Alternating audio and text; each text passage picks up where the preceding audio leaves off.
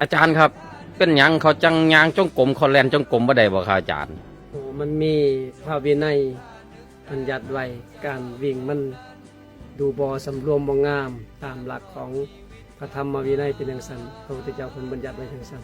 ท่านพาลูกพาหลานบวชมากอ่ะเขาเรียกว่าสำรวมนั่นแหละแต่เลยคือสำรวมเดินก็สำรวมให้มี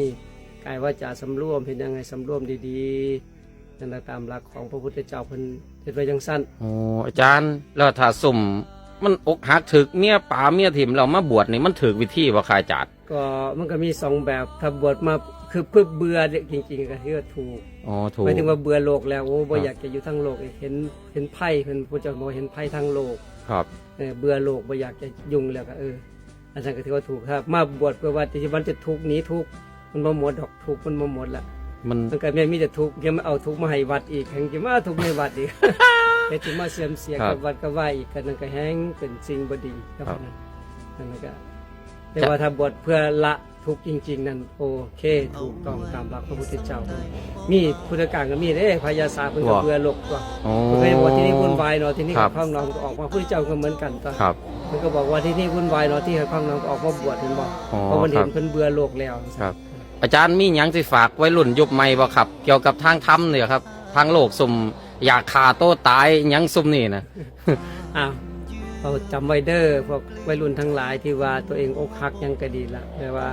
การฆ่าตัวตายมันบาปแต่ว่าถ้าเฮาเฮ็ดผิดหยังก็ตาม หรือว่าเฮาไปอกหักเพราะหยังก็ตามเฮามาพิจารณาตัวเฮาเด้อ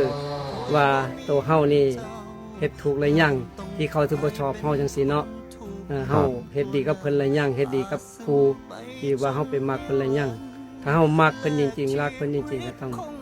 มีความจริงใจต่อกันเด้อรักษานำใจซึ่งกันและกันนั่นถึงจะเป็นทางไปที่ดี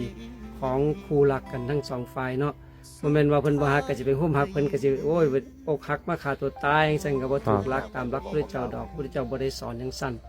สอนให้เฮาว่าบ่ฮักก็ถือว่ามันครู ครับ บุญครูบารมี ครับ ครูสร้างครูสมหรือครูกรรมครูเวรมันก็มี 2-3 ครูจังซี่ล่ะพระพุทธเจ้าตัดไว้ ครับ ก็ให้รักษาตัวเอานั่นแหละคือ ครับ เจอคนทำเป็นคนมีบุญวาสนาต่อกรรมยังไงมันก็ได้กันอยู่แล้ว ครับ เอาไปใส่กันหมด อยู่ที่คู่ครองนะอาจารย์เนาะ ใช่ ครับสาธุ อ่า